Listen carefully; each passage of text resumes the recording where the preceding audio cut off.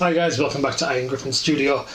Alright, so this week I've been building this little thing behind me. My friend Alex on Instagram challenged me to this build using the hashtag BinCraft challenge.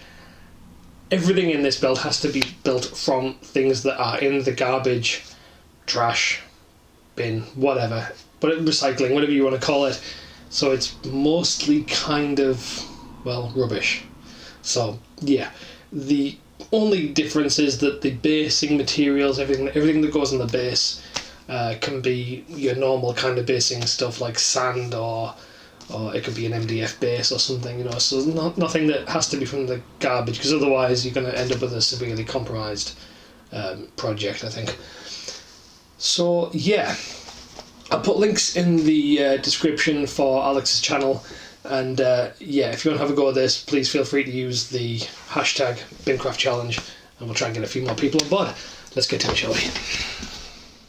Alright, so after a good dig around, I found this. So some straws, some cable tie bits, an old pipe from the plumbing, yeah, cardstock, and then this kind of cylindrical tube here, which I think was going to be the main attraction. So that's what I had to work with. What was I going to make? Okay, so I started out with a piece of Foamex, which is expanded PVC for the base, and I cut that into a more pleasing shape with a craft knife. Took the corners off.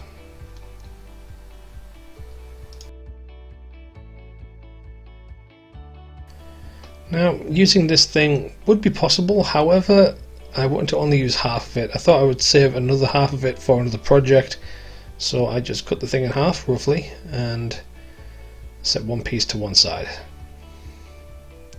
Then took a piece of old cardboard that I found in the recycling and tried to fashion that into a building using some hot glue and a knife.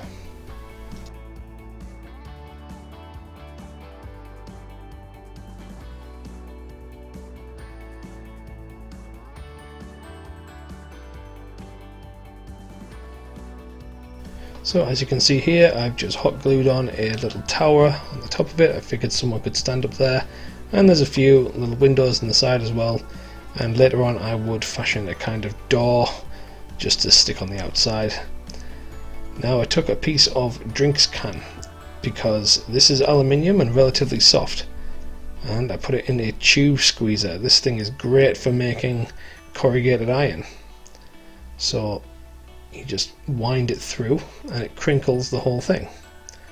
I had to do it this way because I wasn't allowed to use the cardstock that is this shape already, this texture already, so this was the next best thing.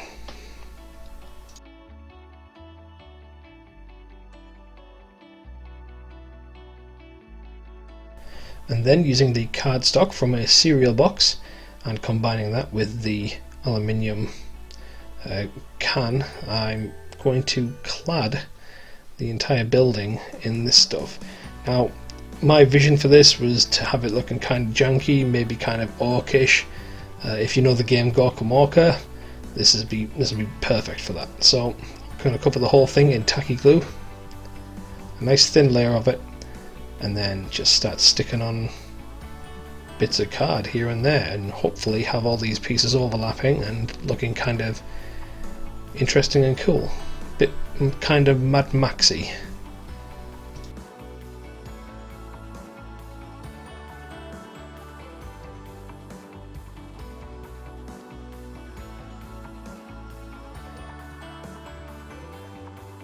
Now that bit of broken copper pipe was looking at me, so I'm gonna have to use it.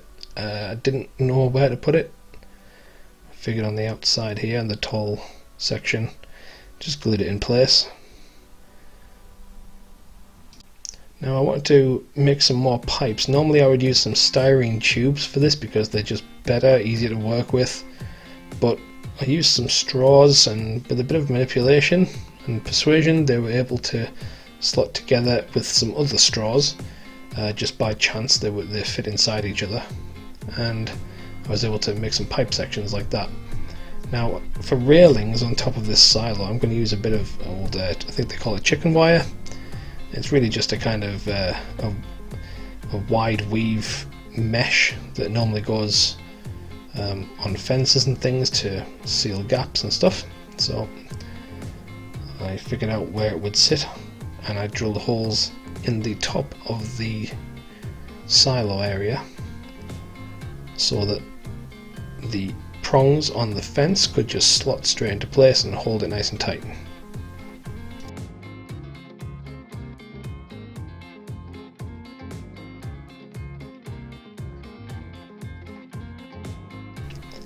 A little bit of patience and a bit of persuasion later, I got the railings to be relatively secure, and I used a bit of super glue to glue them in place on the inside of the silo lid there. And then used a bit of that chicken wire mesh fence again to make a ladder, just using the prongs on either side of the ladder to push into the cardboard of the silo.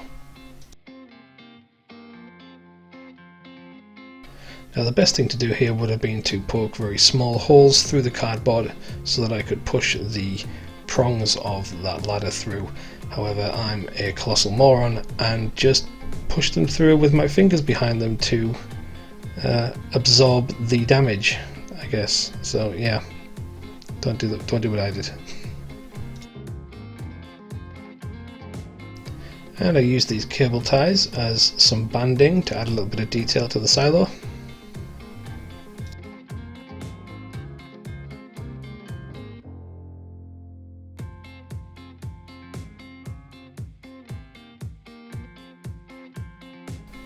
Okay, I wanted to make some support struts. Normally I would use some styrene rods for this. You can get I-beams and T-beams and things. However, I wasn't able to use that, so I opted for an offcut of Graphics medium weight chipboard. This is just a very thick cardstock, and I used a bit of tacky glue to stick those two bits together in a kind of T formation. And let that dry, and that was actually surprisingly strong. Just used some tacky glue for that.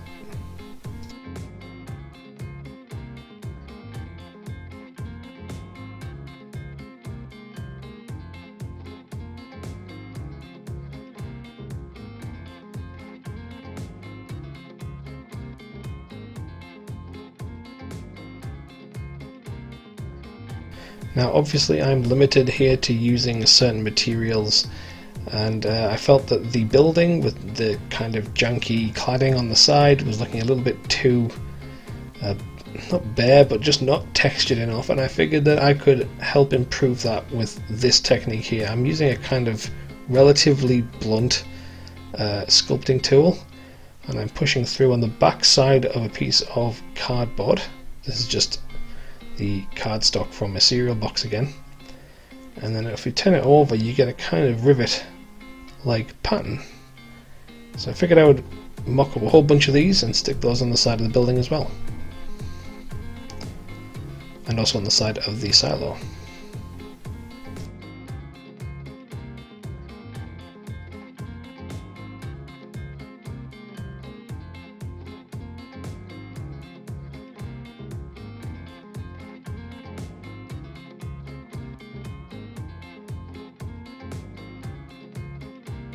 Now this silo is coming along quite nicely here. There's a nice bit of cladding on the side where bits have been patched up, and there's a bit of corrugated iron on top, the ladder on the side, the railings, the banding. Looks pretty good, but I'm going to add a little bit of cloth.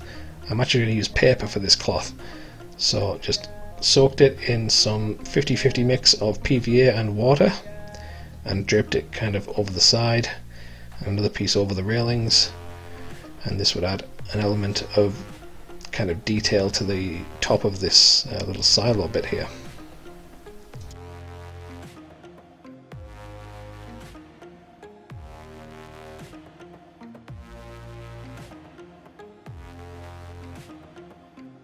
I needed some more stuff, so I went to my bin and I found a bit of sprue thanks to my Warhammer addiction, and I thought, yeah, this is going to do fine.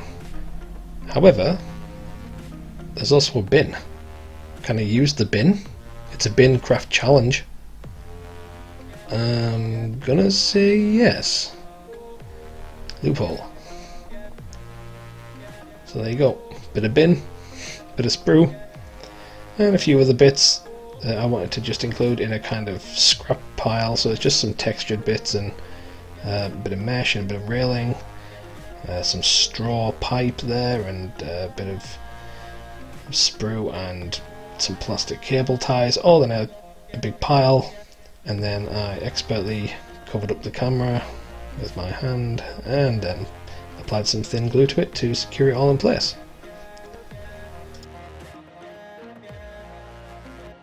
And then I covered the base in PVA glue,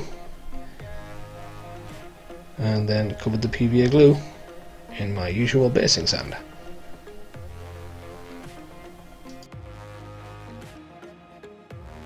And then once that PVA on the base was dry, I took it outside and I spray primed the base of it with some desert sand, and then the building with a matte black. Now I need to add some rusty brown colour, so I'm using a flat brown from Game Colour, is it Vallejo, and then just kind of painted that over the whole thing. The entire thing got a coat in this. You'll also see that I've added some extra pipes and ladders and details and things. Now it's time to do the rust. For this I'm using Riser Rust by Citadel, and my technique is to kind of stipple it on and then blend it out so that you don't get any areas which are too orange. And I did this over the entire thing.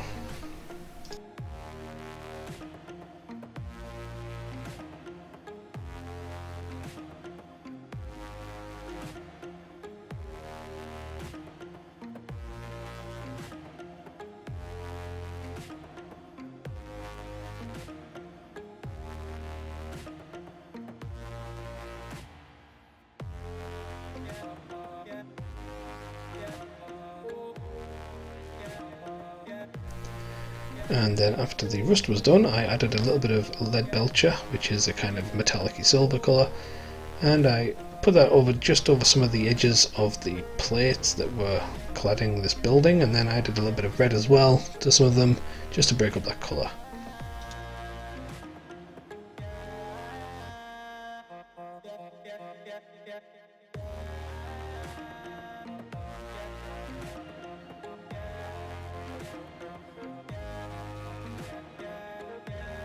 Alright, now back to the silo. The silo is going to get much the same kind of treatment. So it's going to get a nice coat of flat brown over pretty much every single part of it.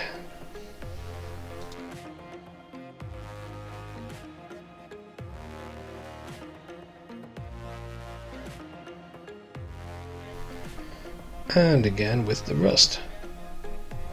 Same usual technique.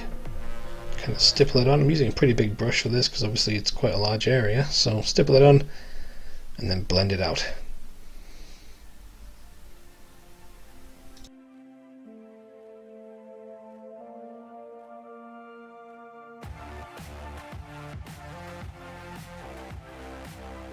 Right, it's time for a product test. I'm using some masking fluid here, and this stuff is really useful. It's kind of latex based, so if you are allergic to latex, I understand that is an allergen and some people don't react very well to it, so it's best not to use this at all if you have an allergy to latex. The idea is just to sponge it on in the areas where you definitely want rust to be in the end product. So I took a sponge, just started dabbing it on. The worst thing about this product is the smell, by a long way. It smells like dirty fish.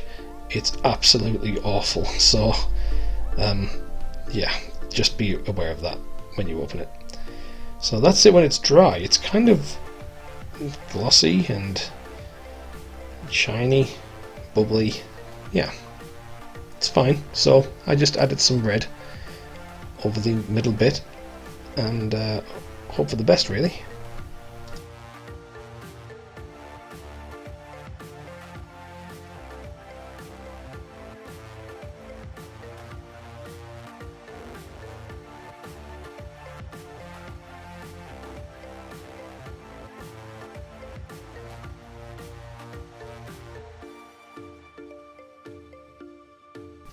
And then on the bottom and top parts of the banding I added some white.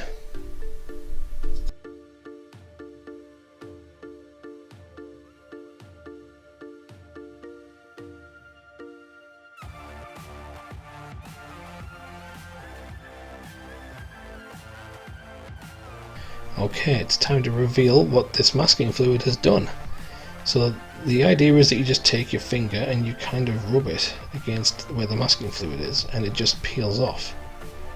And let me tell you, this was incredibly satisfying. Just peeling off these little chunks.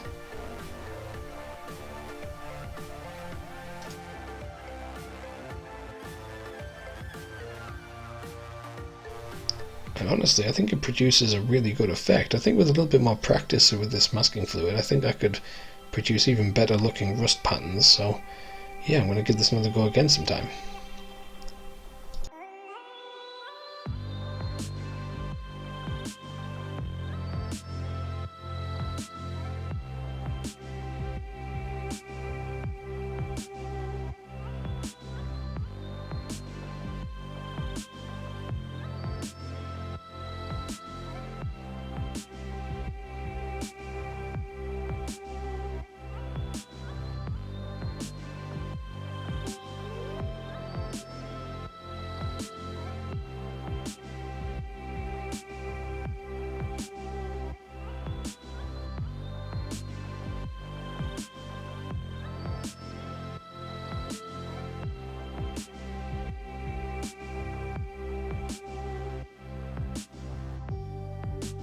Now for me there wasn't quite enough rust showing, so I decided to dab on and kind of stipple on using an old brush, just some of the original brown that I used, just to create a few more rust patches.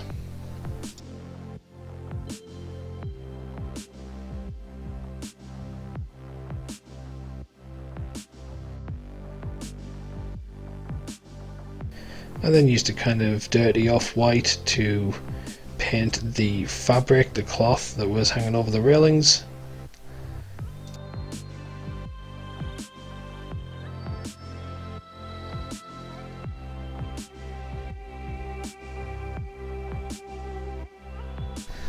I then added a little bit of silver to different areas using lead belcher, and just to simulate a little bit of fresh metal being exposed while it's being scuffed up.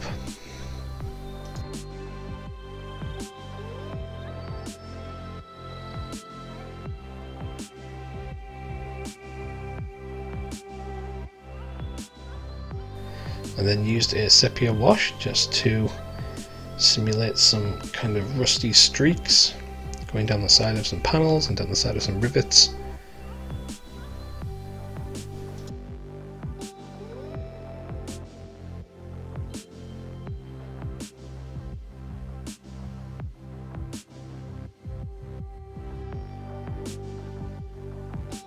I also applied the sepia wash to the cloth on the top of the silo, just to give some definition and texture, and I also used it as kind of streaky grime on the white areas of the silo because it looked way too clean for my liking, and I like stuff to look dirty and rusty and minging.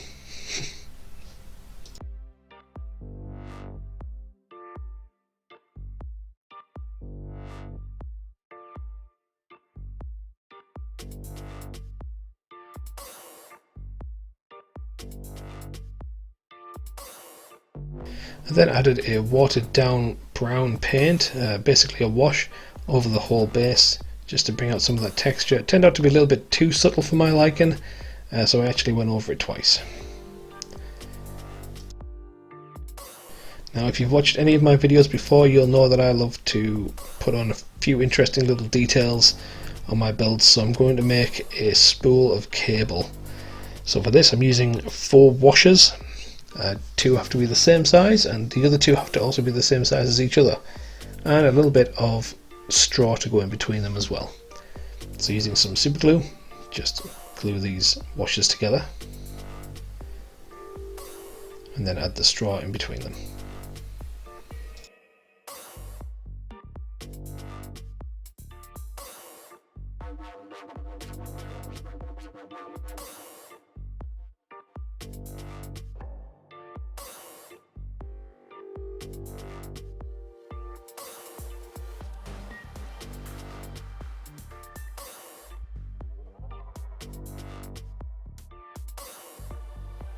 So I took a rotary tool and drilled a small hole in the tube, and then added some glue, pushed the wire into it, and then wrapped it around the tube. Now this would have been a lot easier if I was using some thinner wire, but this is all I had available to me, considering it had to be out of the bin.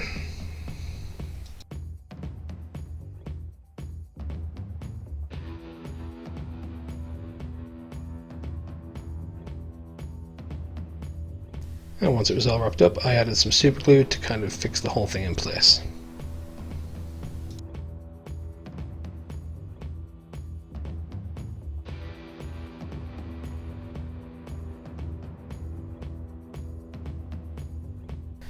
And then after spraying the whole thing white, I painted the ends yellow, and then the cable was painted with a contrast black.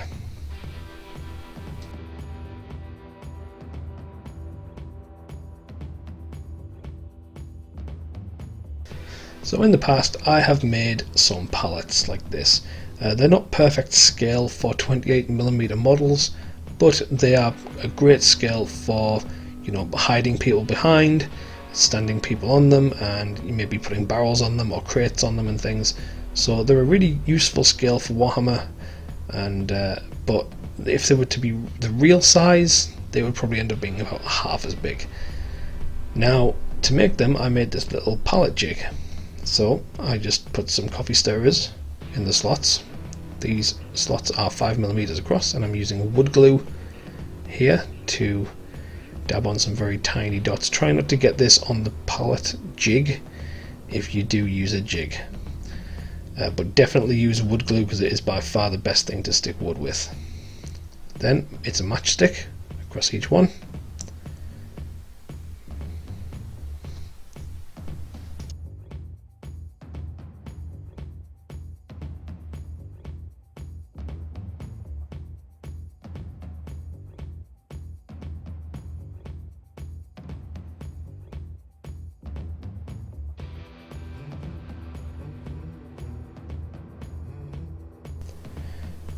Now you're also going to need another 5 bits of coffee stirrer to go on top.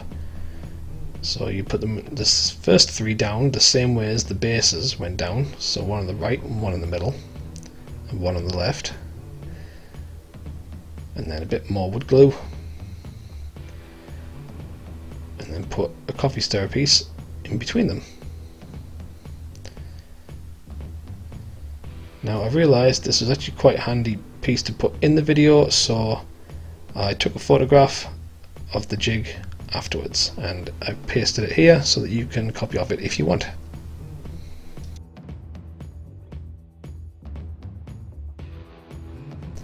Another cool bit of debris is just bits of wood, so I put them in a diluted wash and kind of shook them around a little bit to absorb some of that colour. Hopefully it would help weather it, and then I took them out and laid them on some parchment paper to dry.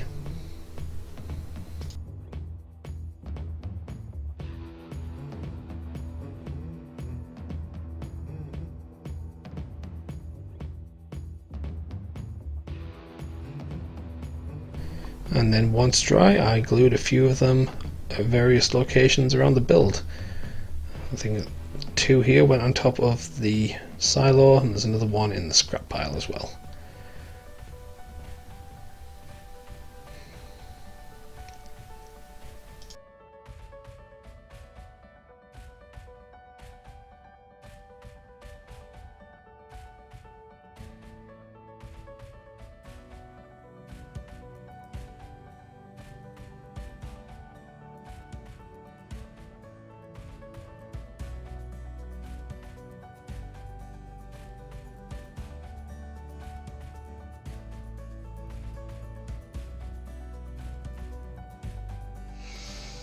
There we go, guys, all finished.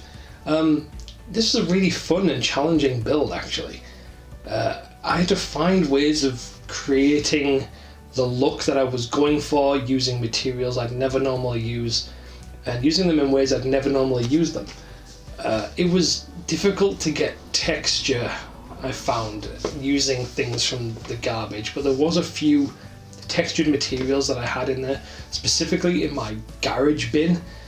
I had a lot of offcuts of pipes and things, and cable ties in there, and bits of wood that I thought I could use.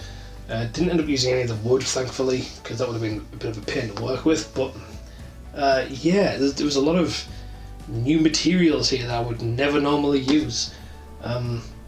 Thankfully, I just recently thrown away the silo cylinder, the cylinder I used to make the silo.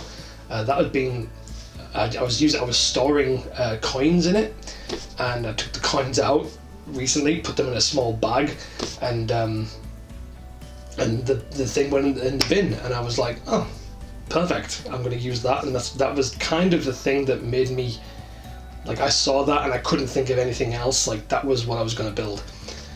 So yeah, that's it was very difficult, but very kind of mind expanding, if you like, in terms of modelling. So I did also add a few extra details afterwards, which were bits of graffiti, mainly orc graffiti, because for me this is going to be mostly a gorkamorka piece, or a kind of, if you're not familiar with gorkamorka, it's orcs fighting orcs in the desert. But I like the desert bases, and I like this kind of like Mad Max Fallout style look, very post-apocalyptic, very kind of like makeshift shelters and things. So I like that look, and it's probably going to be used for that. So lots of orc kind of graffiti on it, a little bit of flock and in a few grass tufts here and there. The excellent thing about this is it basically cost me nothing except a bin, which I still maintain is a loophole that I can totally use. So yeah, I cannibalised the bin, but now I have a lot of mesh. It's very difficult to work with though. I think it's made of like steel. I need some better mesh, maybe like aluminium mesh. I don't know if you can get that. But yes. So that's it for this video. I hope you enjoyed it. I enjoyed making this, so hopefully you enjoyed, watching it, and hopefully you got a bit of good, useful information out of it, and maybe you can employ some of the techniques that I've used in this one in some of your preferably free builds. I do have Instagram and Facebook, which I will link there. Not really on Facebook too much, but Instagram I'm pretty much on all the time, and I'm going to hashtag this as Bincraft Challenge. So if you find yourself making something like this in the future, feel free to hashtag it with Bincraft Challenge, which will be here as well, and hopefully we can get people making some free stuff out of this fairly expensive hobby. So yeah, that's it. I do have some Amazon affiliate links as well in the description below, none of which I don't think really relate to this, but they're there if you want them. Feel free to have a browse.